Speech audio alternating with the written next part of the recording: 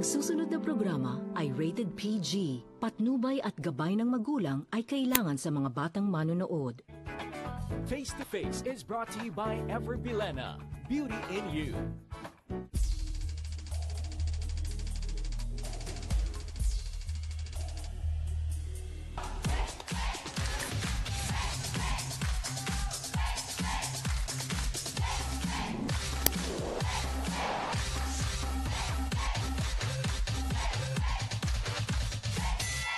Nag-iinit na usapan, matikabong mga yan. Diskusyon na may resolusyon. Sa kauna-unahang talakserye sa telebisyon. Face to face na with pambansang kapitana, Miss Ami Perez. Ready na ang lahat ng mga kasawsawan natin sa buong mundo. Handa na po ba tayo sa talakan? Saan ba kayo? Sa pula o sa puti?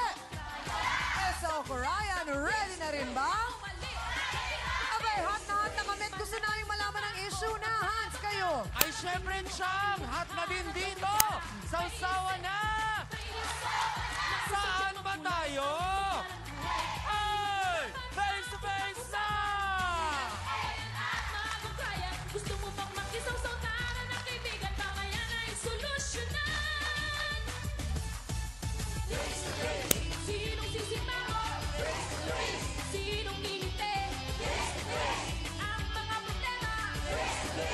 Huwag mong talikuran. Harapin mo face to face.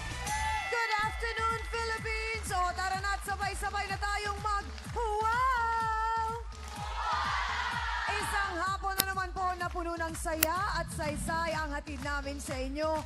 Dahil syempre pa, ngayon pa lang ay kukumpletuhin na namin ang buong araw ninyo sa saysay dahil titiyakin po namin na habang kayo ay nakasubaybay to the nth power naman ang inyong mga matututunan. At syempre pa, sigurado akong lumalevel up na rin ang pakikisawsaw ng ating mga sawsaweros mula sa ating fanpage sa Facebook. Ito'y galing po kay Elena Cadiz Orea. Sabi niya, hello, Tita Ami, at sa lahat ng bumubuo ng Face to Face. Talagang napakaganda ng programang ito. Hindi buo ang araw ko dito sa Rome, Italy. Kung hindi ko napapanood ang show ninyo.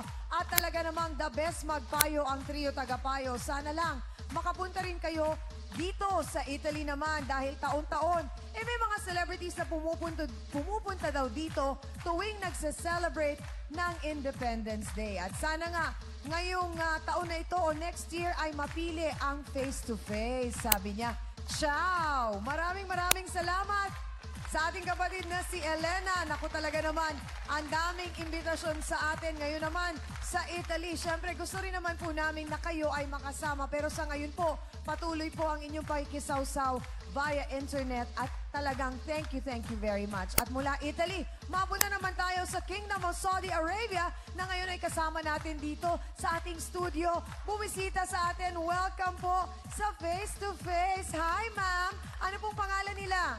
Gina po. Gina, maraming salamat sa iyong pagpunta. Kailan ka dumating? August 9. Okay, dito ka ba magpapasko sa atin? Hindi po. Uy, babalik ka na ulit. O, pagbabalik mo, okay, ingat ka ha. At maraming salamat. God bless. Sana'y mag-enjoy ka sa ating programa. At mga kapatid, syempre ako pa rin po ang inyong pambansang kapitana, ang inyong Siyang Ami, na hindi magsasawang magpaalala sa inyong lahat na kung may problema ka, harapin mo, pag-usapan natin yan. At eto na ang kapatid nating handang bumiyahe kahit saan basta merong solid sausaweros na nag-aantay sa kanya, si Hans Mortel. Happy afternoon! Ako, isa na namang masaya at makabuluhang hapon para sa ating lahat ito. At tama ka, Chang, ready kaming pumunta kahit saan. Basta masagot yung pamasahe. Anyway, eto, meron akong ipapakilala. Sagot nila ang payo. Aba, ang ating legal expert, Attorney Benedicto Acosta Jr. Ang ating naman pong family counselor, Dr. Camille Garcia. At syempre pa ang ating Reverend Father Sunny Merida. Ang ating trio tagapayo. Nako, mukhang etong kwento natin ngayon, Siyang, marami ang magugulat kasi medyo usual ang kwento pero merong twist. Abay, curious ako, Siyang, ipaalam na natin sa kanila. Tama ka, Han. Sinayaan lang ni Mister na tumira ang number 2 ng kanyang misis sa kanilang bahay pa mismo. Parang kaping 3-in-1 lang ang dating. Oh no, oh why? Nilunok niya ang kanyang pagkalalaki dahil may pagbabanta sa kanilang buhay. Ito po ang ating face-to-face issue of the day. Dalawang lalaki, isang babae sa ilalim ng isang bubong. Dating nga galing sa trabaho, naawa yung mga anak ko. Kahit anong palayas ko, bumabalik pa rin sa bahay. Sa sobra kong kabaitan, na lapastangan na rin ako. Sa pilitan na po ako sumama sa kanya kasi nga binabantaan niya po yung anak ko po. Ako lang po tumakas sa kanya. Hindi na po siya umalis kahit pinagmumura ko po siya. Iniwan naman ko sa ere, lapastangan ka. Samantalang nabubuhay ka naman sa akin. Ikaw lang ang mahal ko pero ayaw ko nga magkahiwalay tayo. Pag-usapan natin yan dito lang sa Face to Face! Mga kapatid, halos 8 taon daw ang kanyang tiniis dahil ang kanyang misis ay nagkaroon ng kalaguyo. Mas nilunok din daw niya ang kanyang pagkalalaki nang iuwi pa mismo sa bahay nila yung sinasabing number 2. Ngayon, handa na raw po siyang lumaban. Alamin nga natin ang sama ng loob ni Mang Eduardo Elepano. Pasok!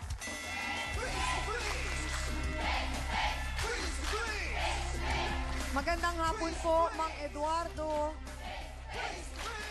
Kailan po nangyari na nagkaroon ng number 2 ang inyo pong misis? Mga ano po, ma'am, mga... Tanda po ninyo kung anong taon? 8 taon na po, ma'am, Oh, nakaraan. okay po. Ano po ang nangyari? Bakit siya nagkaroon ng iba? Paano po, ma'am, yung asawa ko po.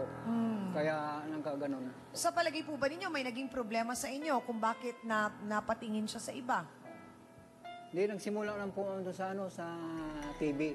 Doon nagsimula. Paggawa ko ng TV, doon nagsimula ang kanilang relasyon. Ano pong nagpagawa ng TV? Sino po? Yung misis ninyo? Ako po. Kayo po? Ano pong kinalaman doon na pagpapagawa nyo ng TV sa pagkakaroon ng relasyon ng misis po ninyo?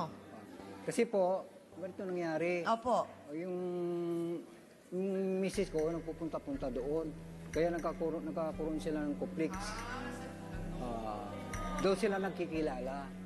So, yung misis po ninyo na in love doon sa technician ng TV? Opo. Dahil sira yung TV, inutusan po ninyo si misis na dalhin doon. Ang TV, opo. Oo. Nung papunta-punta, pabalik-balik, may nahalata po ba kayong kakaiba? Na parang baka nai-inlove na itong misis po ninyo. Wala kayong nahalatang ganon. Wala kayong natunugan. Mayroon na po. Oh, ano pong ginawa ninyo? Nagpakumbaba lang ko, ma'am, gawa nung tinatangka niya yung asawa ko na papatayin.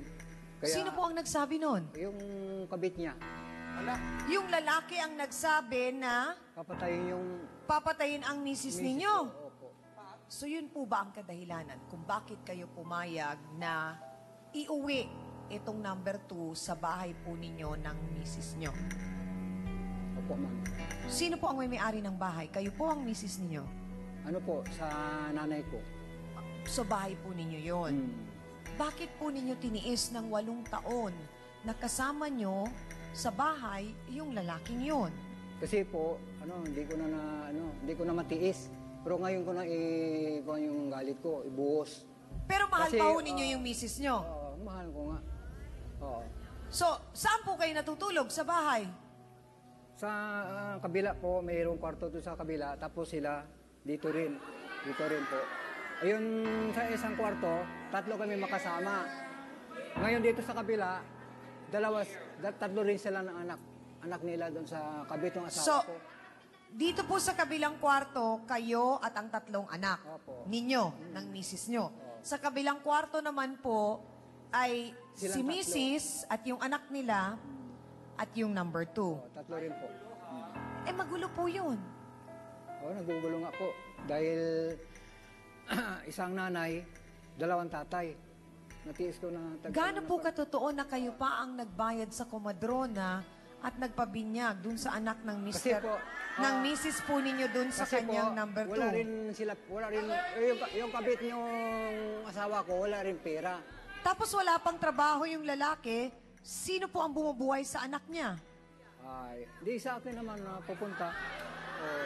Naku, aba, sa unang pagkakataon nakakilala tayo ng martir sa ating programa, mga kasawsawan.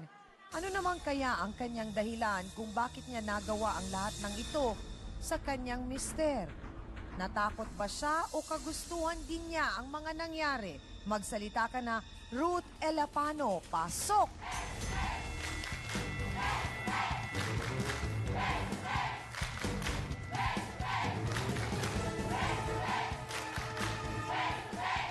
Ate Ruth, diretsahang tanong, bakit po ninyo nagawang patirahin ang inyong number 2 sa bahay? Kasi po, binabantaan ako na yung kinakasama ko po, binabantaan niya po kung pag hindi ko siya isama sa pamamahay ko, patayin na po yung pamilya ko po. Ang isang malaking katanungan ng ating mga kasawsawan dito sa studio, bakit nga ba nagawang patirahin ni Ate Ruth ang kanyang number 2 sa bahay nila ni Mang Eduardo? Pasasagutin natin si Ate Ruth tungkol dyan sa pagbabalik po ng totoong sumasalamin sa buhay, ang Face to Face. Dahil pumayag lang ako, sabi kong ganun sa kanya, huwag ka na lang sumama. Sabi na hindi pwede ako sumama, hindi ako pwede hindi makasama sa'yo. Pag hindi mo ako sinama, sabi na ganun, papatayin ko lahat mga anak mo. Harapin mo, face to face.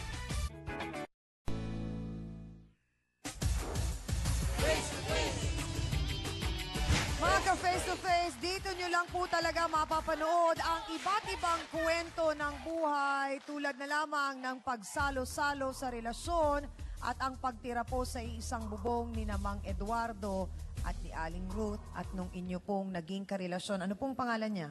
Joselito po. Joselito. Saan mo siya nakilala? Tungkol lang po nagpagawa yung asawa ko ng TV po sa kanya. Matagal-tagal niya po hindi naayos. Inutusan po ako ni Eduardo para puntahan yung TV kung okay niya. Oo. Pagdating ko po sa bahay nila, nakasirado yung pinto, kumatok ako. Ngayon po, pinagbuksan na po ako ngayon. Ang sabi niya po sa akin, anong kailangan ko? Ang sabi ko sa kanya, yung TV kung okay na. Pinapasok na po ako, ang sabi ng ganun, pumasok ka, di pumasok ako. Ngayon po, sabi na sandali lang, bibili lang daw siya ng merienda. Pagbalik niya, sabi nalika na, sabi niya ganun. Nandoon na, dadalhin na yung TV. Pagdating ko po sa isang lugar, nandoon po yung isang taxi nakaparking. Ngayon po, sabi ko, bakit kailangan pa dyan tayo sumakay? Sabi niya kasi, para dalhin na yung TV, hindi ko na kasi kaya buhati, medyo na pa nakainom ako. Pagdating po ulit sa kanto, inikot niya po, tapos Sino ang nagmamaneho ng taxi? yung kaibigan niya po. Okay. Tapos po, anong nangyari? Dinala niya po ako bali sa, sa isla. Doon na po ako tinago. Tapos sabi niya, hindi ka makakawala sa akin dahil mahal niya daw ako. Sabi ko, ano ka ba nasisiraan ng utak? Ngayon So, po, pinilit kayo, parang kinidnap kayo, ganon? ganun nga siguro po. Pagdating doon, pinainom niya ako. Hindi, sabi niya gano'n, uminom ka muna bago ko ibigay yung TV mo. Sabi ko, hindi pwede kasi nantay ako ng asawa ko.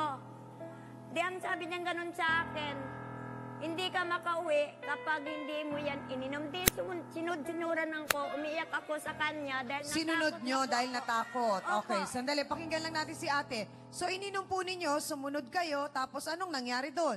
Ngayon po, parang medyo nalasing po ako. Sumakay naman siya ulit ng taxi. Tinago niya po ako sa Wawa muli. Pagdating doon sa Wawa, mga 7 buwan na kayata kami nanirahan, hindi niya talaga ako pinakawalaan. Sabi kong gano'n. 7 buwan kang nawala. Opo. Sa pamamahay. So, ano pong hindi Tinago po ninyo hinanap, Mang Eduardo? 7 buwan siya nawala. Wala po kayo nabanggit na ganon. Wala at 8 buwan. 8 buwan siyang nawala.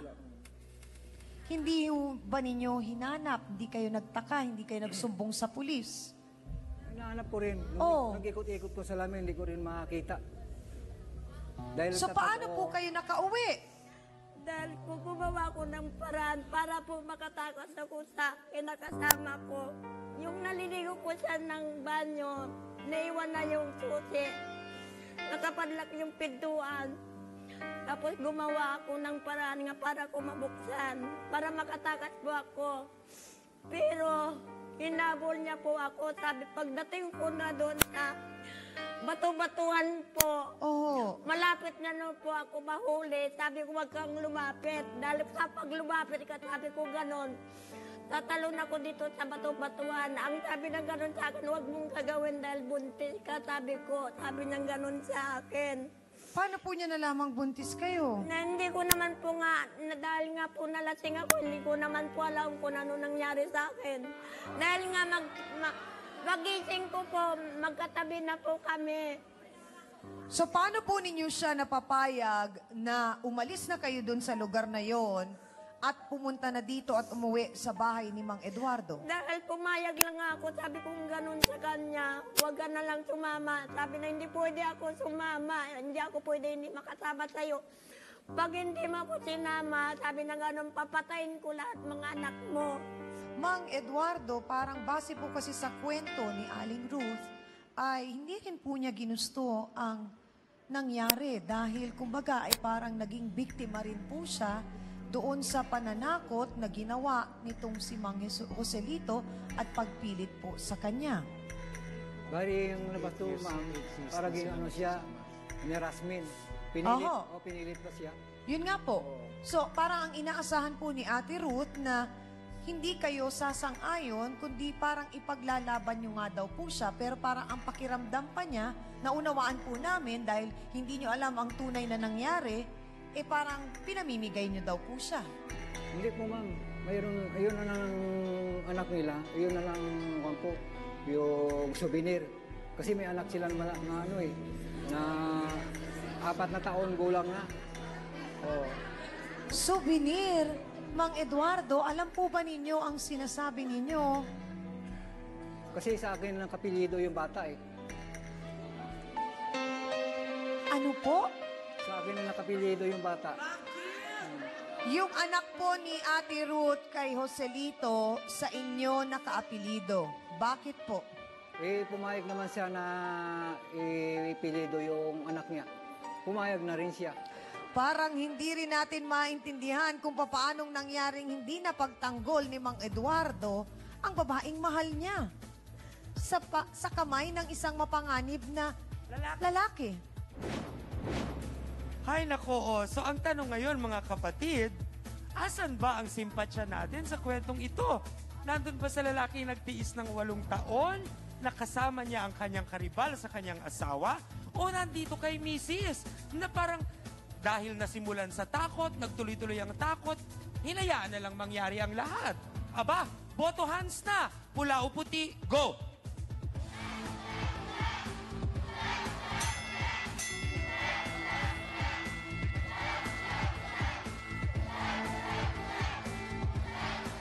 Aba nako, tingnan mo nga naman ang ating resulta ngayon, Siyang. Halatang hating-hati ang ating mga sausawero at sausawera. Siguro kapareho ko, nalitong-lito din talaga kung paano nga natin masasabing nangyari ang lahat ng ito na parang hinayaan na lang talagang dumaloy at itong mag-asawang ito ay hinayaan nilang makontrol sila ng isang tao lang. Abay, nakakagulat talaga, hindi ba? Yan ang ating boto hands. Ate Ruth, huwag ka naman magagalit pero itong aking tatanungin ay medyo personal at sensitibo. Nung bumalik ka matapos ang 8 buwan sa bahay ni Mang Eduardo, kamusta ang relasyon ninyo? Tungkol saan po? Naibalik ba sa dati yung pagmamahala ninyo? Hindi na po ang iniiyak ng sama ng loob ko. Kahit ginaganyan ka ako kinakasama ko. Kahit mga anak namin, hindi na kami kaya ipaglalaban. Ganun lang yung sinasama ng So loob ang tanong ko po, kanya. nung bumalik kayo matapos ang 8 buwan, hindi na kayo nagtalik ni Mang Eduardo? Hindi na po. So talagang alam po ninyo sa sarili nyo na ang ama nitong batang ito ay si Joselito? Opo. So paano po yun? Pinipilit kayo na magtalik ni Joselito? Kasi nalasing na po ako nung nangyari nga po yan. Dahil nagising nga po ako, katabi ko na nga po siya. So doon sa 8 buwan, isang beses lang nangyari? Hindi ko po alam.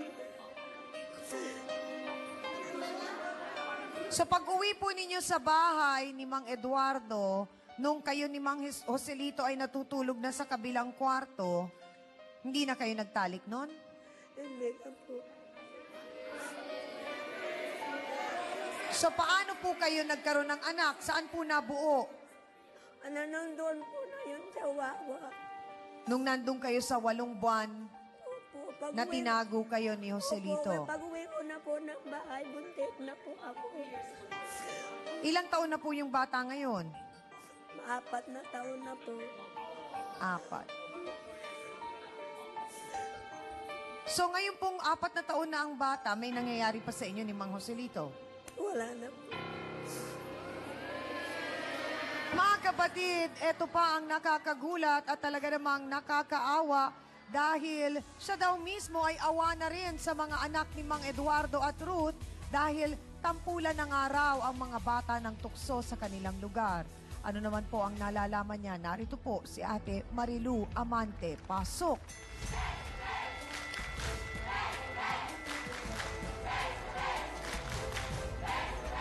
Ate Marilu, sandali lang! Bakit kailangan ninyong magsakitan? Ano nga ba ang nalalaman niya at bakit galit si Ate Ruth sa kanya? Alamin po natin yan sa pagbabalik po ng Face to Face.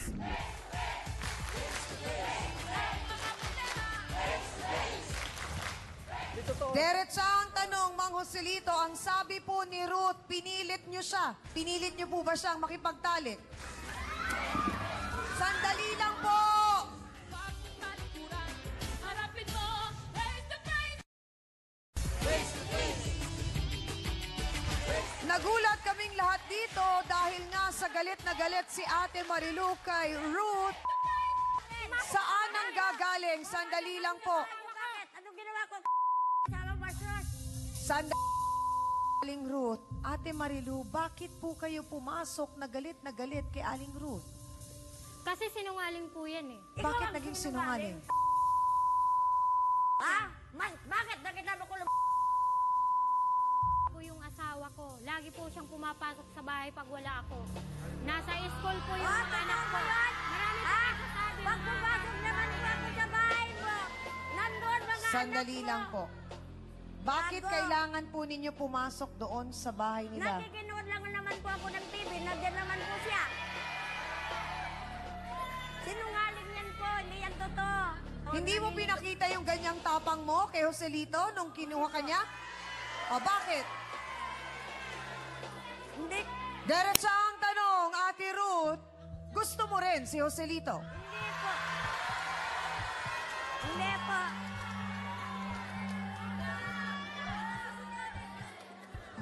Ito na ang pagkakataon mo, Ate Ruth, na masabi ang katotohanan. May gusto ka kay Joselito din. Opo, aminin ko na po. Nagkagusto po ako sa kanya dahil itong asawa ko. Sinungaling. Hindi po ninyo kailangan sisihin ang... Okay, ulitin ko yung aking katanungan, Ate Ruth, ha? Mula nung umuwi doon sa bahay ni Mang Eduardo si Joselito, hanggang sa punto na ito, sa mga oras na ito na tayo nag-uusap, may naging pagtatalik pa kayo ni Mang Joselito?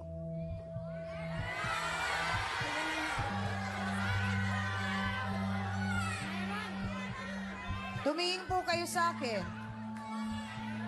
Meron o wala? Meron po. So, ibig sabihin po, natutunan nyo na ring mahalin si Joselito. Dahil po may anak. Hindi po yun dahil sa kay Mang Eduardo. Dahil po, May anak po kami na silito. Ate Marilu, matagal na kayong kapitbahay nila. Opo, mula So, po ibig nung- sabihin, mula pa nung umalis si Ruth na wala ng 8 buwan, alam na po Alam ninyo ko itong na po. pangyayaring to. 5 buwan lang po siyang tinago ni Lito. So, Nandun paano na- po ba turatuhin ni Ate Ruth si Mang Eduardo nung sila po yung nagsasama pa? Nung wala pa si Kuya Lito, sa buhay niya, magandang pagkasama nila. Nung dumating na po, nagbabago na po siya kasi kumakampi na po siya doon sa kabit niya. Pati mga anak niya po. Kumakampi na ako, kumakampi na ako. Kumakampi ka! Okay. Sinungaling! Baka hindi po nauunawaan ni Ate Ruth, Ate Marilu, paanong naaapektuhan na ang mga anak niya kay Mang Eduardo sa pangyayaring ito sa buhay niya at kay Mang Joselito na inuwi niya doon sa bahay nila ni Mang Eduardo. Naapektuhan po dahil yung tunay na anak po nila hindi po nakakapasok. Tinutokso po ng mga kaeskwela nila na dalawang tatay sa isang bubong, isang nanay. Wala, hindi nakakapasok mga anak mo. Nungaling! Ate Ruth, hindi... Nungaling! Posible kaya... Ate Ruth... Ate Ruth... Posible ba, Dr. Camille, na hindi ko alam kung ito'y epekto na ng pinagdaanan ni Ate Ruth na napakagulo, na nagkagulo-gulo na lahat ng ganito, na gusto na lang niyang papaniwalain ang sarili niyang kinidnap siya, tapos pinilit siya, pinagtangkaan siya. Ginamit na lang po ba niyang dahilan yun para maiuwi yung lalaki at hindi maputol ang relasyon? Pero hindi niya inisip na may epekto itong napakalaki sa anak niya ngayong ayaw nang pumasok sa eskwelahan. Alam mo, Chang, ang ating kaisipan ay may kakayahan na gumawa ng mga istorya at maniniwala tayo doon eh. Alam nyo, kahit sabihin nyo, kuminsan niloloko natin ang ating mga sarili at pinaniniwalaan natin yun dahil unang-una, ang hirap na tayo ang sisisihin dito. Pangalawa, wala na akong pagkakataon para mag-isip pa ng solusyon dahil alam mo na all along, talo ako rito eh. At lalabas din ang katotohanan at yun, Ate Ruth, ay ang katotohanan kusa ka ring sumama kay Joselito nang pinasakay kanya sa taxi. Tama ba ako o hindi? So, ibig sabihin din po, hindi kayo pinilit ni Joselito na sumama at sumakay sa taxi. Pinilit na po ako. So, sa makatuwid din po, Aling Ruth, hindi kayo pinilit ni Joselitong makipagtalik sa kanya sa unang pagkakataon dahil ginusto nyo rin. Tama po ba ako? Marami pong salamat, Dr. Camille. Pero matapos ang lahat ng ito, Ate Ruth, na lumalabas na parang pumayag ka na sumama kay Joselito, sinisisi mo pa rin si Mang Eduardo na hindi ka ipinaglaban. Kasi po pinamimigay niya po ako. Hindi niya kaya yung obligation na yung pamilya niya. Dapat lang kahit hindi niya lang po ako pinaglaban, yung anak lang po namin pinaglaban niya. Sinabi po ba ninyo sa mga bata na kaya nandoon sa bahay ninyo si Mang Joselito dahil natatakot kayo kay Mang Joselito? Dahil nasabi ko, Sinabi po ba ninyo yun sa mga bata? Tapos sabi niya, bakit ma? Sabi ko, dahil binabantaan kayo nga papatayin kayo. Mga kasawsawan, mabuti pa tanungin na natin diretso mula sa kanya ang di umano'y sinasabing naghahari-harian sa bahay ni Mang Eduardo at higit sa lahat, sinasabing ni Ate Ruth na nagbanta sa buhay niya, kinidnap at sapilitan siyang sinama at pinilit na makipagtalik. Narito si Mang Joselito Posadas. Pasok!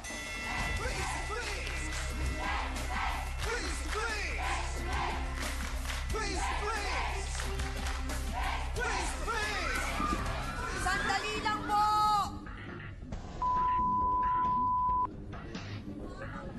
Ikaw may kagustuhan na patirahin mo ako sa bahay, ha? Di totoo yun. Pinasali mo yung pangalan ng bata dahil gusto mo. Di totoo matagal ka sa mga tao. Di totoo yun. Sinungaling ka. Di totoo. Diretsa ang tanong, Mang Joselito, ang sabi po ni Ruth, pinilit niyo siya na sumama. Pinilit niyo po ba? Hindi ko po siya pinilit. Pinilit niyo po ba? Pinilit niyo po ba siyang sumakay sa taxi? Sumakay siya mismo sa taxi, na. Hindi po ninyo tinakot. Hindi ko po tinatakot sa wala akong, hindi ko binagbabanta ang buhay nila. Mang Joselito, nilasing niyo po ba Yun, totoo po. si Ruth? Nilasing niyo po ba siya? Pinainom ko po siya. Pinilit niyo po ba siyang makipagtalik? Hindi po. Sino ngayon ang nagsasabi ng katotohanan? Si Mang Joselito ba O si Mang Eduardo?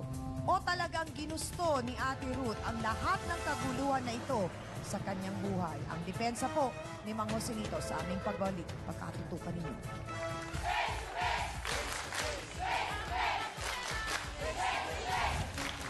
Okay, diretsahang tanong. Mang Eduardo, pumunta po ba talaga kayo doon at sinabihan nyo sila na doon tumira sa inyo? Magkakaintindihan. Sandali lang. Miss Amy Perez would like to thank the following: Dr. Steve Mark Gunn of GAOC Dental Clinic, Salon de Manila, Watercolors Makeup, Gloss Nails, Just Cavalli Eyewear, Sundance, your business in fashion. Hans Martel would like to thank the following: Dr. Manny and Pai Kalayan, Dr. Ariel Recto Dabalus, Nailcessity Hand, Foot and Body Spa, a necessity for your body and soul. Fashion Exchange, fashionista ka na, negosyante ka pa. Face to Face would like to thank the following: AXN Time and Sports Shades, EC27 Guava Plus Organic Soap, effectively controls 27 skin problems. F101, wear your needs. Home Appliances by Minami, galing ng quality. Placenta by Samstre. All water should be crystal clear. We always start our day with the new Lucida DS products. Isa Botanica 2-in-1 papaya with kojic acid. Ultra Mega Supermarket, wholesale and retail. Prime Rocks Bleach, ang bleach na di masangsang. Mabisa na, mura pa, gawang Pinoy. Ito ang tunay na masarap, select soy sauce. Kaya toyo pa lang, ulam na. Ito ang bilhin.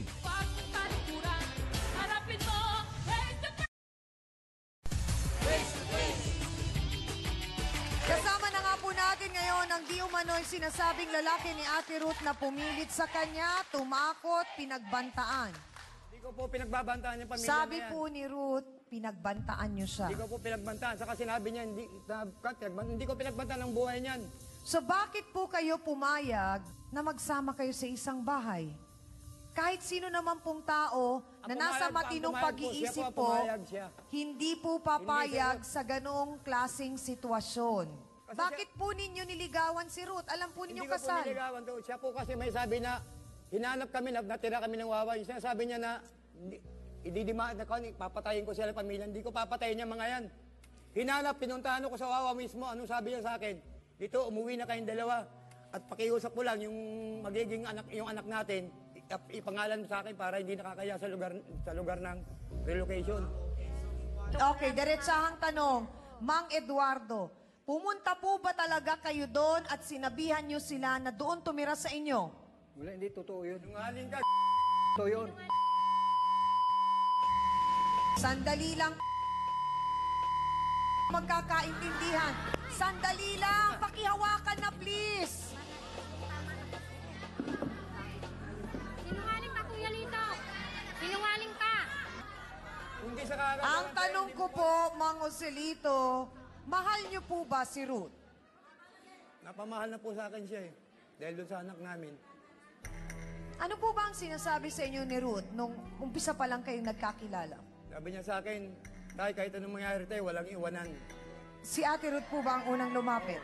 Pero ang sabi po niya, dali lang, liwanagin natin ha, balikan natin ang mga sinabi ni Ate Ruth. Ang sabi po niya, pinapasok niyo siya dun sa bahay, sinarado niyo ang pinto, pinag-antay niyo siya ng kalahating oras. Kasi yung TV nga po ginagawa ko, sabi ko, hintay mo ako, bibili ko ng merienda. So paano pong nangyaring sumama sa inyo sa taxi si Ruth? Niyaya niyo po ba siya nun?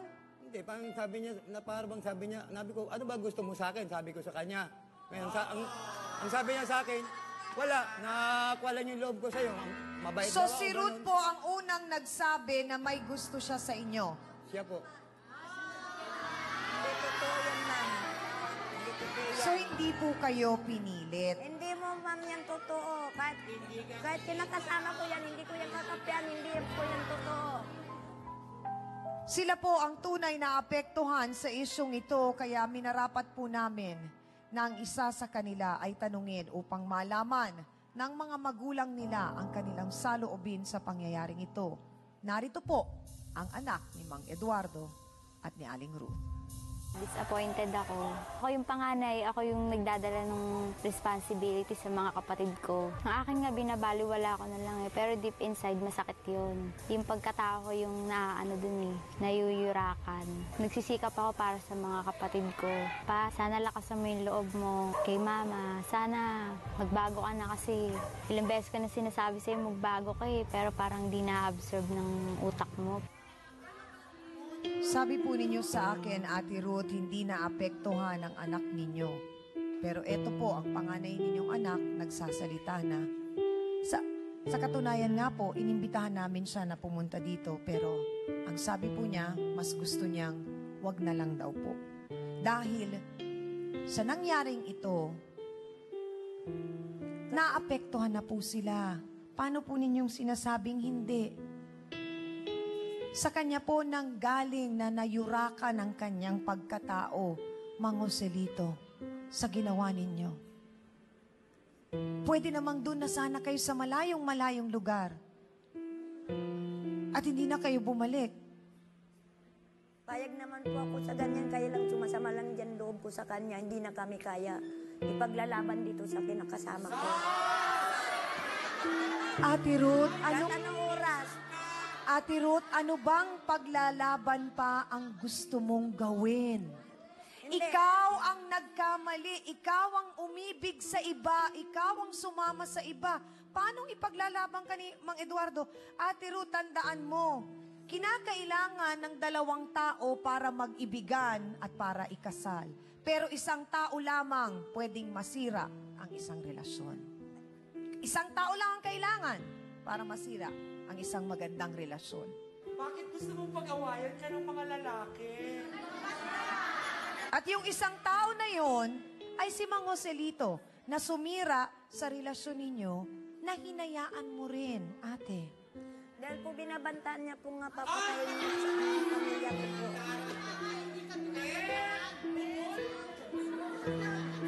Yung pa rin ang dinadahilan mo, Ate Ruth, sinabi na nga ni Mang Joselito, hindi niya kayo pinagbantaan. Hindi po yun totoo. Talaga po, kahit tanungin mo po si Marilo.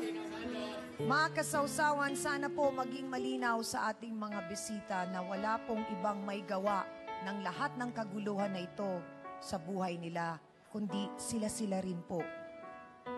Ngayon po, para mas lalong maunawaan ni Mang Eduardo kung ano ang dapat po ninyong gawin, at kung anong hakbang ang pwede po ninyong gawin, makakatulong po ang trio tagapayo sa inyo. Kaya mas paliliwanagan po kayo. Ito, kabit niya naman to. Nais mo palang mabuo. Kagalang-galang at maging maganda ang ano mo. Hindi ganun na lang po. Gusto mo o ayaw mo? Naka Eduardo lang po yung masiyaya. Hindi. Nagkape na po.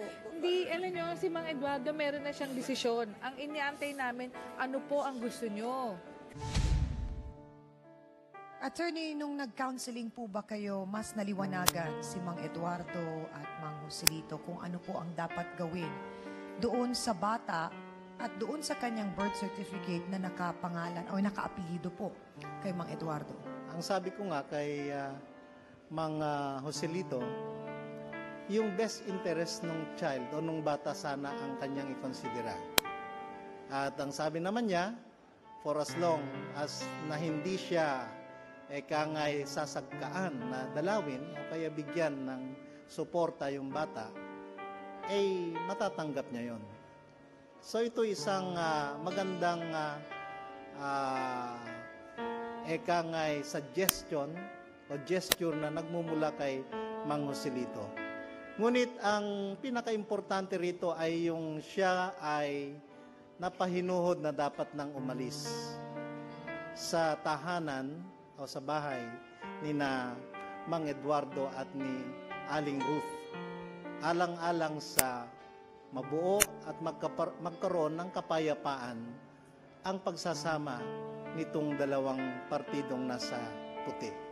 Maraming pong salamat, Attorney Acosta. Doktora, marahil ang ipinagtataka po ng ating mga sausawero at sausawera, hindi lamang dito sa studio, kundi yung mga nanonood din po sa kanilang tahanan, ay kung papaanong hindi maunawaan ni Mang Eduardo at ni Aling Ruth at ni Mang Joselito na itong naging setup nila ay hindi po normal. Dahil ang alam nga po talaga natin sa isang bahay, isang ama, isang ina, at may mga anak. At kung bakit din po parang sa nakikita namin ngayon ay magkasama na sa puti si Aling Ruth at itong si Mang Eduardo. May mga pagkakataon na twist natin yung mga totoong realidad para sa ating kapakanan. Sana naisip nyo na kay Mang Eduardo, kay Mang Ruth at saka kay Joselito na ito pong ginagawa nyo ay selfish motives, napakamakasarili nyo. Dahil hindi nyo po inisip na may mga batang maaapektuhan dito.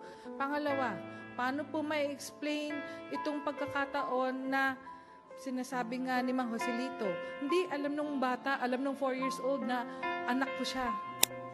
Pero ginugulo lang. Unang-una, ang 4 years old po ay may kakayahan para ma-identify kung sino ang nanay at tatay niya. In fact, wala pang 1 taon siyang, di ba? Masasabi niya, Mama, Papa. Tapos ngayon dito, Mama, Papa, Tatay, ano ba yun? Sana ma-realize niyo po na ang pangyayaring ito, bagamat ayaw niyo mang aminin, ay kagagawan niyo po. At ang naapektuhan ng malaki ay ang mga bata. Maraming pong salamat, Dr. Camille.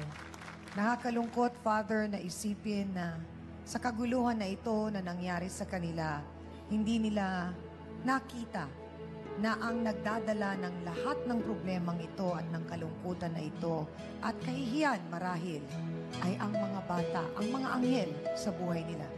Tama po. Dahil lamang sa gulo, dahil lamang sa problema, kasalanan, kataksilan, ang hindi natin naiisip na may mga anghel, may mga batang nagiging biktima ng ganitong klaseng pag-ibig na mali. Ang nais ko lamang ipadama rito na maraming mga gulo, maraming mga kasalanan na nangyayari sa pag-aasawa. Pero babalik din kayo sa pinakabuod ng iyong pagsasama, ang kasal. Pero, Mang Eduardo naman, nalungkot ako. Isinurrender mo na ang bataan. Bahala ka na sa asawa ko. Hindi mo pinanindigan ang pinangako mong kasal na dapat ipinaglaban mo ang iyong kabiyak. Kaya sana naman, sa haba-haba ng prosesyon, kasal pa rin ang namamagitan. Kaya sila nagkabalikan. Sana naman ito ay tuloy-tuloy na anumang pagsubok na marating ninyo, malabanan nyo, mapanindigan nyo, maging matatag kayo sa inyong pagmamahalan. Salamat po. Salamat po sa ating trio tagapayo, Father Sonny Merida. Mang Eduardo, matapos po kayong kausapin ng ating trio tagapayo, mas naunawaan na po ba ninyo kung ano ang dapat po ninyong gawin? Hindi na sila magbabalikan. Dahil... Papaalisin po ba ninyo si Mang Joselito? Papaalisin na nga. Hindi na lang ipakukulong, papaalisin na lang. Papaalisin na lang po. Pero pumapayag po ba kayo na papaalisin kayo? Katulad po ng sinabi ko, aalis po ako sa pamamahay na yan. Pero yung anak ko, payagan niya akong madalaw-dalaw man lang. So aalis po kayo? Opo. Ruth, handa ka na bang tapusin ang pakikipagrelasyon mo kay Mang Joselito? Pinuputol ko na po sa kanya yung pagrelasyon sa kanya. Ang gusto ko po, umalis na po siya, pero may kondisyon po kami. Pwede po siya dumalaw sa amin anak. Pero hindi ho pwedeng matulog doon? Opo. At sana nang dahil sa ginawa mong ito na kaguluhan, maunawaan mo rin na ipaglalaban ka lamang ni Mang Eduardo kung makikita niya na talagang gusto mo pang maayos ang relasyon ninyo at mahal mo siya. Opo. At Ate Ruth, sana wala nang mamagitan talaga sa inyo ni Mang Joselito. Unahin mo ang iyong mga anak. Opo. Sabi nga ni Hans, hindi ang iyong sarili. So maraming salamat po sa inyo. At salamat din, Ate Marilu, At sana wag kang magsawa sa paggabay at pagtulong kay Mang Eduardo para mas maunawaan niya itong mga nangyayari sa kanila. Maraming salamat po sa inyo. Amina na po tayo mga kapatid, mga ka-face-to-face. Maraming aral ang nais iwan ang ating issue ngayong hapong ito. Diyos lang po ang dapat nating katakutan. Huwag po nating hayaang kontrolin ng iba ang ating buhay. Matuto po tayong lumaban lalo na kung tayo ay tunay na may karapatan.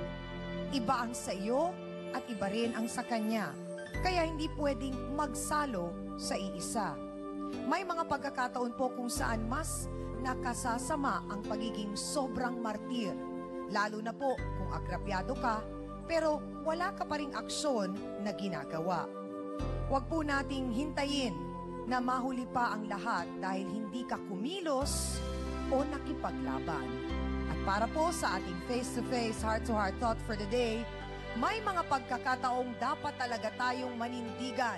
Hindi ito para sukatin ang iyong katapangan, kundi may karapatan kang dapat na ipaglaban. Thank you sa inyong lahat mga kapatid at maraming salamat din sa aking co-host na si Hans Martel. Sa Dance Squad. Sa iyo B1 at B2, thank you din.